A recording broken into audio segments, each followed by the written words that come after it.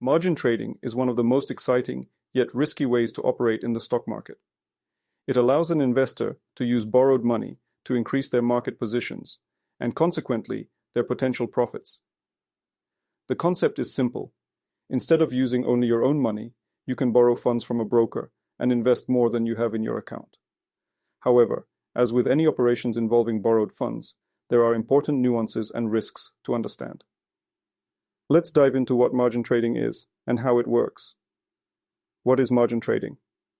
Margin trading is a method where an investor uses borrowed money provided by a broker. When you open a margin account, the broker allows you to borrow money to purchase assets. This enables you to control a larger amount of assets than if you were only using your own funds. It's important to understand that margin trading is not a gift from the broker, but a loan for which you'll have to pay interest. Additionally, if the market moves against you, you can lose more money than you invested, because losses are also magnified by the use of borrowed funds. Example: let's say you have $5,000 and want to buy shares of Tesla. Without margin trading, you could buy shares worth $5,000. However, with a margin account, you can borrow an additional $5,000 from the broker and buy shares worth $10,000. If the stock price goes up, you'll make more money, but if it goes down, your losses will also be greater. How does margin trading work? To start margin trading, an investor needs to open a margin account with a broker. This is an account that allows you to borrow money to trade assets. On this account, you hold your initial amount, called margin, and use it to borrow additional funds from the broker. The broker sets specific rules for using the margin account.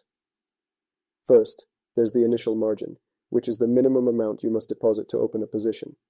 For example, if you want to buy $10,000 worth of stocks, the broker may require you to deposit $5,000 of your own funds and borrow the rest.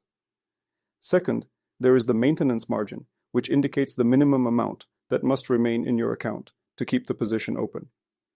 If your account falls below this level, the broker may require you to add more funds to cover a margin call or margin requirement.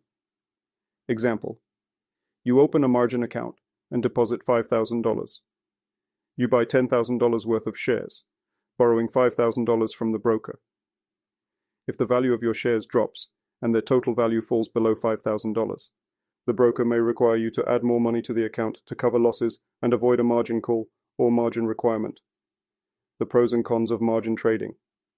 Margin trading attracts investors with the potential to increase profits. If the market moves in your favor, you can earn significantly more than if you were only using your own money.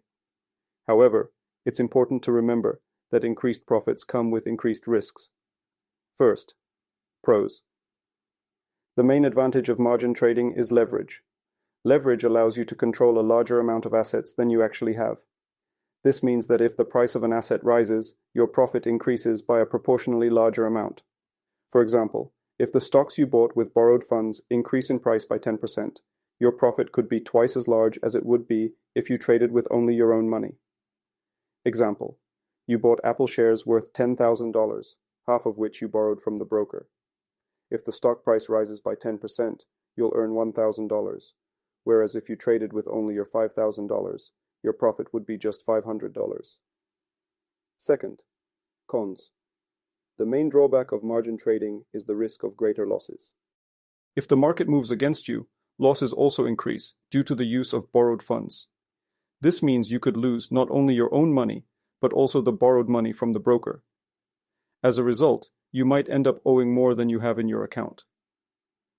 Another downside is the need to pay interest on the borrowed funds from the broker. Every time you engage in margin trading, you're essentially taking out a loan from the broker, and loans come with interest. These interest payments can significantly reduce your profits, especially if you keep the position open for a long time. Example: you borrow $5,000 from the broker to buy Microsoft shares. If the stock price doesn't rise and the interest continues to accumulate, even with a slight market movement, you could lose more than you earn. Therefore, you'll have to cover losses as well as pay interest to the broker. How does margin trading affect investor psychology? Margin trading is not only a financial test, but also a psychological one. When an investor uses only their own money, they may be more cautious and carefully weigh risks. However, when not only your money, but also borrowed funds are at stake, the the psychological pressure increases. You may feel stressed about maintaining the margin level, fear a margin call or margin requirement, and worry about potential large losses. Margin trading can lead to emotional decisions, where an investor starts acting impulsively, trying to quickly recover lost money. In such situations, it's easy to panic or become reckless, which can result in even greater losses. Example: you open a margin position, expecting Tesla shares to rise. But unexpectedly, the stock price starts to drop, and the broker sends you a margin call or margin requirement, demanding that you add funds to your account. Panicked, you sell assets at a loss to avoid having the position closed. This emotional pressure can cause you to make rushed decisions that are not always the right ones. What risks are associated with margin trading? Margin trading involves high risk and requires careful planning.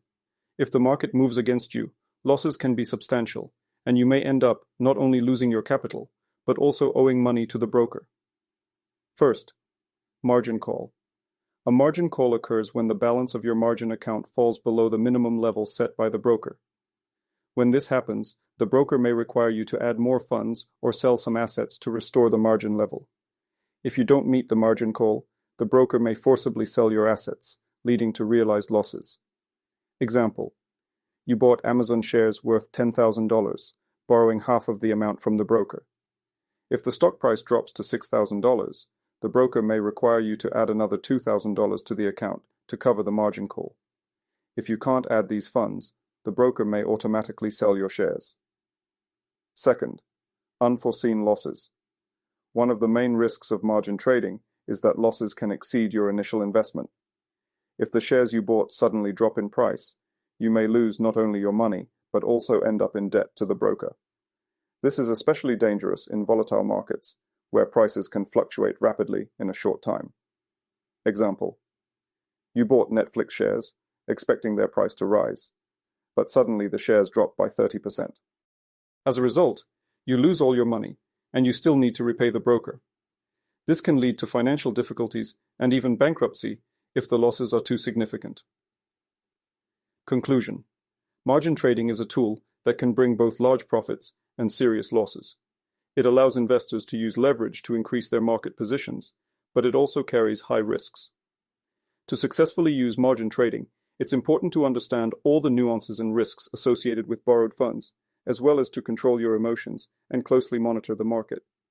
Remember, margin trading is not for every investor, and it should be approached with caution and full awareness.